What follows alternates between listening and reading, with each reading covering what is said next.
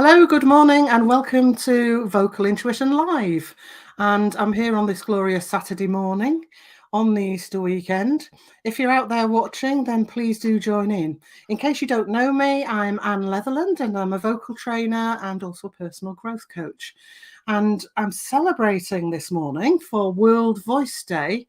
I'm very delighted to have with me in this studio Pete Morten of My Soliloquy. Good morning, Pete.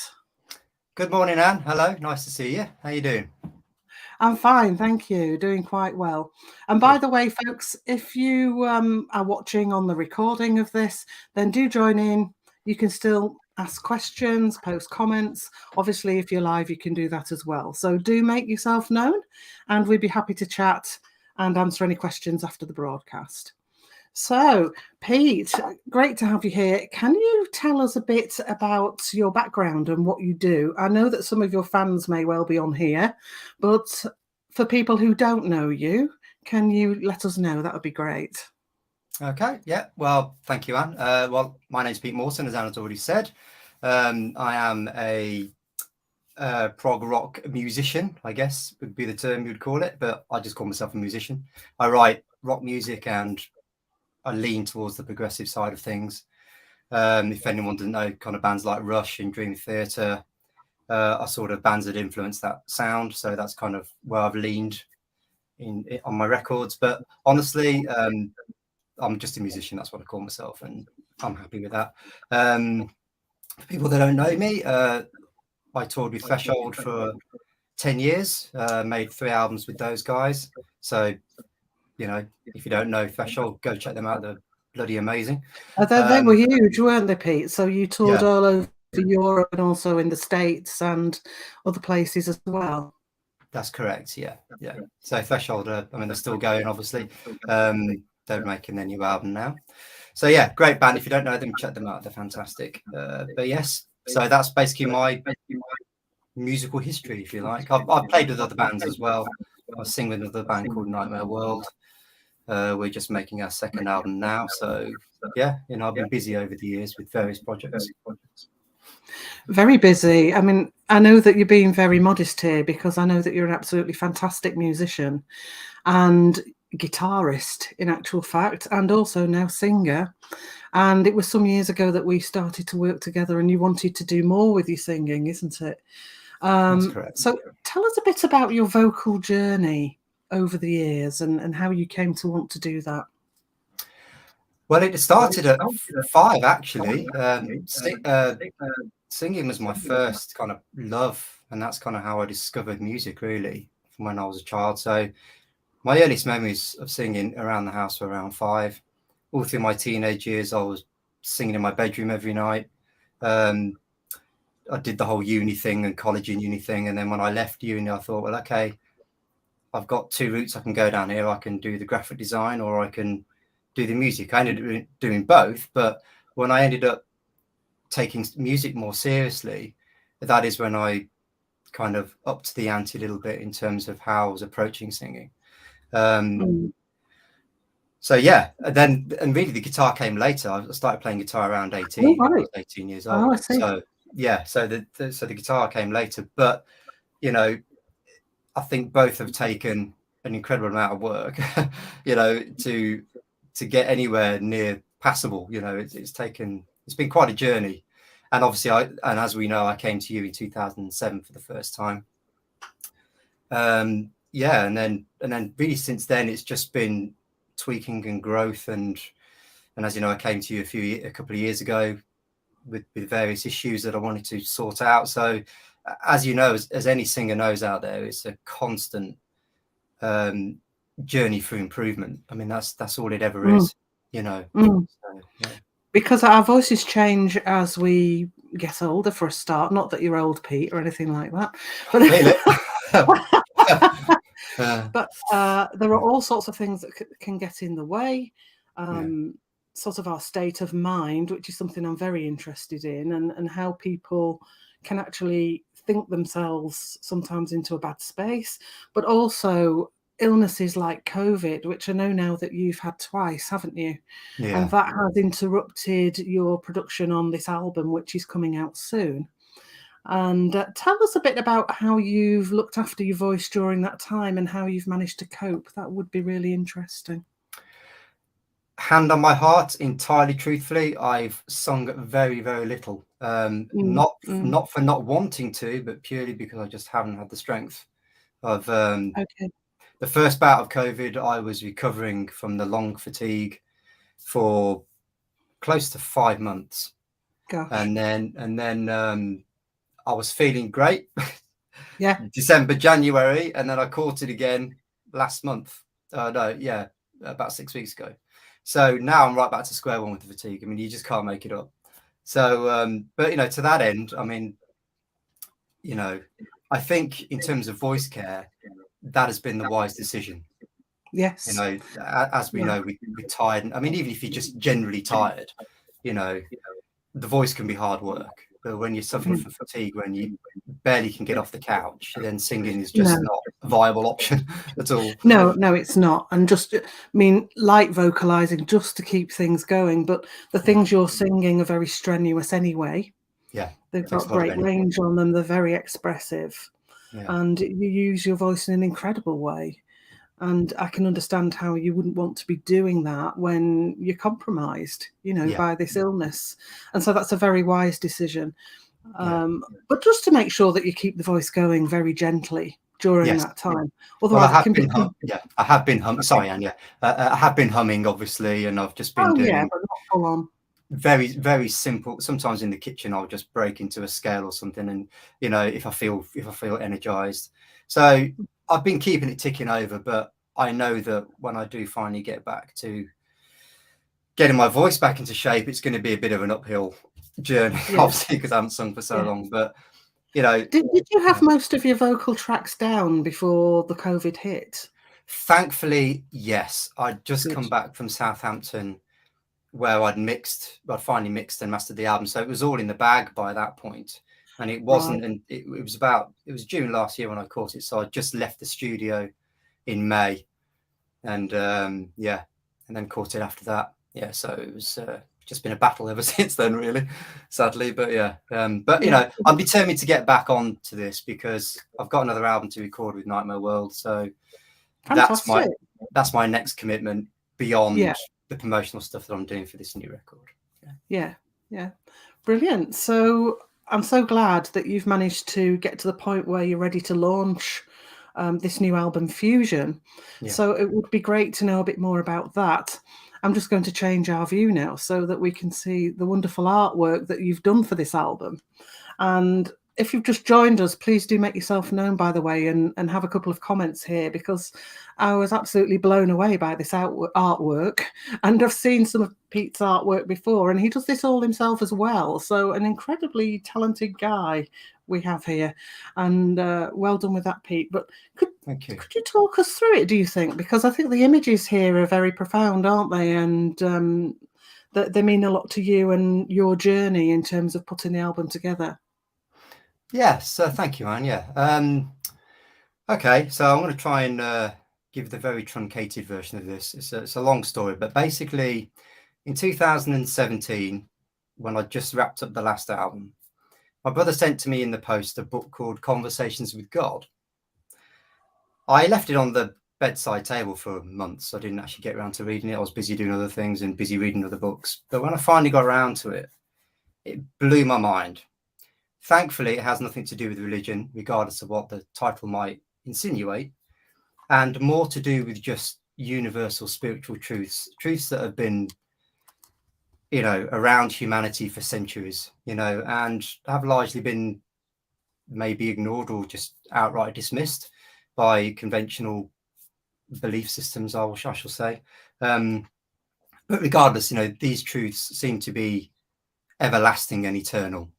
So, and the books basically offer such a beautiful, insightful, profound wisdom that if every single one of us just adopted just even like a tenth of what's in the book, without any belief in God or a higher power, whatever, but just adopted some of these wisdoms, the problems that we see on this earth would just vanish very quickly. That's how profound they are. And so I've been living with this material, these books, for about 5 years. I started writing fusion in 2019, roughly. And I just felt utterly compelled to write about these books. There was no way that I wasn't going to do it. I just, whether it was this album or the next, whatever, at some point I was going to write about this. So here we are. Fusion is precisely about that. It's a fusion, excuse the pun, of all the books. Obviously with my own life experience threaded within it as well. Because obviously, you have to write about what you know. So, the books are driving the narrative a little bit, but it's really my own experience and how I've come to understand the material that is the main focus of the record. And of course the album reflects that as well. And it's interesting that on this huge journey, you mentioned it's not necessarily about religion, but it doesn't necessarily either preclude those people who do believe in a specific way. It's universal, isn't it, this approach? Well, that's it exactly, of course. And if you look at every religion in the world, they share commonalities and they share truths. That there may be discrepancies between them, but you will find in all those texts that there is like a common thread that runs through them all. And I do believe that is those spiritual truths just permeating through all of that, regardless of whether you go Christian or Catholic or whatever. It's the foundation actually which all those religions have been based on. Ultimately, it's about fundamentals, isn't it? And fundamental spirituality, which is a great thing to be talking about actually on Easter Saturday. Oh yeah, actually I hadn't thought of that. It just so happens that World Voice Day is on Easter Saturday as well. And I love this picture at the front. I love this representation of different energies in the body. And the fact that you're holding one of those energies in your hand. And either, I don't know what it is, presenting it to us, or you're holding it in a very special way. But fusion really works for me, and it's this journey in the music and in yourself. Because as a singer, if we just come back to the voice, how we do as a singer is very much about how we feel in ourselves as well. It's how we get ourselves out there into the world, and we have to be secure with that and how we're going to show up in order for that to go across the way we want to. So it really appeals to me, and I really understand to some extent the difficulty of the journey that you've been on, and especially, as I said, through the COVID and everything as well, which must affect people actually, and leave them doubting themselves as well. Did you ever doubt yourself during that time, or were you always quite sure that it would be okay? You mean during the illness, during the lockdowns, although you're just recovering from a second bout, aren't you, of this long COVID thing? Oh yeah, well actually yes. So to your first point, I mean, I actually recorded all the vocals and pretty much all the music during the first lockdown. So I was right in the middle of it. I had to put back my mixing dates because of the lockdown, but that didn't stop me from just cracking on, because I record everything here apart from the drums. But so I just got on with it. Spent about 6 weeks doing the vocals. Spent about probably 3 or 4 months just recording all the music. So so the lockdown didn't necessarily affect me like I know it affected others. I didn't feel this separation, this isolation. I'm used to being and working by myself anyway for a large part of my time. So that didn't affect me. And honestly, the only, I think if there was a drawback, if you want to call it that, was that Grace, my girlfriend, was working in the next room and she could hear everything, so when you do, I know that when I can only speak for myself as a singer, but I know that when I go in to record vocals for something, I like it to be a very private affair. I don't even like a producer. I like to just be in my own bubble, because I can take care of all the engineering side of it. So I like to just be very isolated and very concentrated and deliberate in my environment, not only in my voice but in my environment. So the only off-putting thing slightly was that Grace was in the other room on business calls in her job, listening to all that going on. So that was but that was fine. We worked around it. It was fine. Yeah, yeah. And I think it's amazing that you've produced this, and I know it will be fantastic. Can you tell people out there who might be interested where they can get this, when the release will be, and what's... Sure. Yeah. So the album launches July 11th in the UK and August 9th for the rest of the world. It will be directly available from the My Soliloquy shop, which is mysoliloquy.co.uk. I don't have a record label. I haven't been with a record label now since 2017. So this is a very much a independent affair. And you know what, with the way the industry is at the moment, I am perfectly fine with that. You know, Yeah. I think signing to a deal now, particularly at my level, because I'm basically not Michael Jackson or whatever, you know, at my level, you know, I think if you sign to a label, it's kind of more of a vanity thing than a practical, helpful thing. Sure. I just know from personal experience that smaller labels don't really have the resources to do a lot with you. So, you know, the window of time that they give you is very small. Whereas doing it this way, doing it independently, I can give it all the legs that it will ever need. You know, I can carry on promoting this beyond the 3-month window, which labels normally do, and just go way beyond Yeah. that. So, you know, And you I'm can grateful produce for that. it in the way that you want, and you can put across your message in the way that you want. And your fans are out there, aren't they? You have a good fan base. Yeah, I do. I mean, they're small, but they're lovely, you know, and yeah, you know, I'm very grateful for them, obviously. Yeah, it's a good thing. Brilliant. So just to wrap up with them, Pete, could you give us your 3 top tips for those hoping to sing and maybe produce their own work? Wow, put me on the spot. Okay. Well, you Oh, know, just three top tips for singing yeah. in... Well, honestly, this may sound obvious, but just hard work. I mean, like there are no shortcuts. If you want to do anything well, there are just simply no shortcuts. Yeah, it's You just have practice, to practice, practice, isn't you it? have to put the work in. You have to show up. You have to do the hours. You have to go through the difficult bits. You have to face the difficult bits. You have to overcome them, you know, not only physically how your voice works, but in here as well. You know, it's the whole, as we said, fusion kind of fits. It's Yeah. there's a parallel that can be drawn here, that it's a fusion of the mind, of the will, of the mind, of the heart, of the body, how it works. All that stuff has to come together, you know, and that doesn't happen overnight. All that takes work. So that's my first tip: put the work in, show up, do the hours. There's no shortcuts. Secondly, is kind of, I would say, have a clearer vision of where you want to go.